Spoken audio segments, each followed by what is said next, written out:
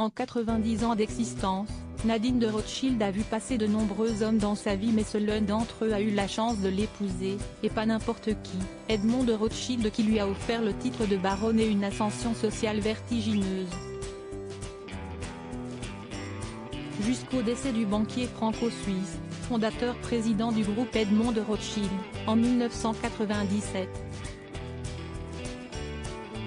Si est en 1960 que celle qui publie aujourd'hui son 15e livre, Très chère baronne de Rothschild, édition Gourcuff-Gradenigo, croise la route de son futur époux, au cours d'une soirée.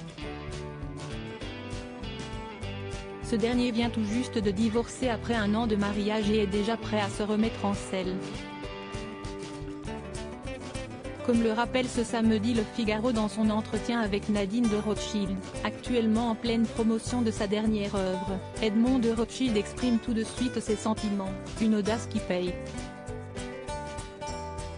3 semaines après leur rencontre, ils emménagent ensemble, 3 ans plus tard le mariage, en 1963 donc, et la naissance de leur fils unique Benjamin la même année. Ce dernier est décédé en 2021. Née Nadine l'Hospitalier en 1932 à Saint-Quentin, la future baronne de Rothschild grandit à Puteaux avec une mère ouvrière et un beau-père dans la police. Repérée par le peintre Jean-Gabriel Domergue après qu'elle a répondu à une annonce, Nadine de Rothschild est par la suite présentée au cinéaste Marc Allégret.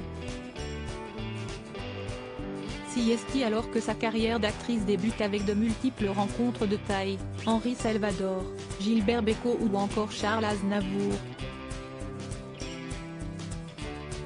Parmi elles également, celle avec un certain Georges Brassens.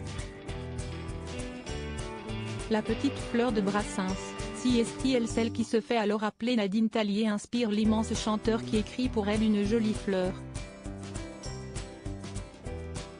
Et à en croire Nadine de Rothschild, Georges Brassens voyait bien plus en elle qu'une simple source d'inspiration. Georges me disait toujours « Est-ce que tu veux dîner avec moi ?» Et je lui disais toujours « Oui, Georges, mais demain. » Mais ce n'était jamais demain. Il était d'une grande naïveté et à un moment il a dû réaliser que je le menais en bateau, raconte-t-elle aujourd'hui au Figaro. Courtisée, Nadine de Rothschild l'est toujours. Après le décès d'Edmond, un autre homme riche et puissant lui a proposé de l'épouser, David Rockefeller, qui est mort en 2017. Comme il était un ami de la famille, il a pensé que l'on connaissait les mêmes personnes, que l'on avait les mêmes amis et que cela pourrait très bien faire un très bon mariage. Il était charmant, très bien élevé, courtois.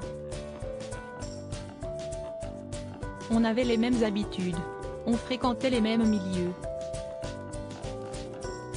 Mais voilà, cela ne s'est pas fait, raconte la baronne de 90 ans au Figaro, qui lance que ce mariage aurait un avantage, celui de ne pas avoir à changer les initiales de sa bagagerie. Rockefeller, Rothschild, c'était la même chose.